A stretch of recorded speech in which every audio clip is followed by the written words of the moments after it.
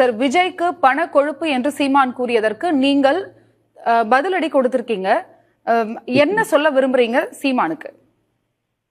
அதாவது அண்ணன் சீமான் அவர்கள் மீது மிகுந்த ஒரு அன்பும் மரியாதையும் எங்களுக்கு இருந்தது.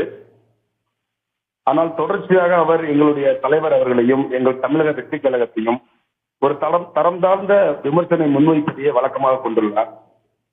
அந்த வகையில் இன்றைக்கு தேர்தல் வியூக வடிவமைப்பாளர்களை நியமிப்பது குறித்தான எங்கள் கழகத்தினுடைய அந்த செய்திகளுக்கு பண கொழுப்பு என்றெல்லாம் அண்ணன் சீமான் அவர்கள் ஊடகவியலாளர்கள் மத்தியில் பேசியிருப்பது எங்களுக்கு மிகவும் வருத்தத்தை அளிக்கிறது. இதுக்கு நாங்க பதிலுக்கு வாய் கொழுப்பு அப்படின்னு சொன்னா நல்லா இருக்காது. அதனாலதான் அண்ணனுக்கு சமகால அரசியல் சூழலில் தேர்தல் வியூக வடிவமைப்பாளர்களை நியமிப்பது என்பதெல்லாம் ஒரு அத்தியாவசியமான ஒன்று. ஏன்னா தேர்தலில் வெற்றி பெறணும் அப்படின்னா சில வேலைகள் நாம் செய்துதான் ஆக வேண்டும்.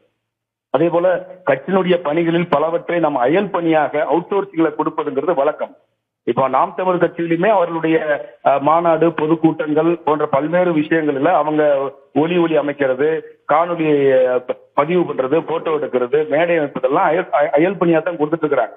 கட்சிக்காரங்களா உட்கார்ந்து மேடை போட்டுட்டு இருக்காங்க, கட்சிக்காரங்களா உட்கார்ந்து வீடியோ எடுத்துட்டு இருக்கிறாங்க.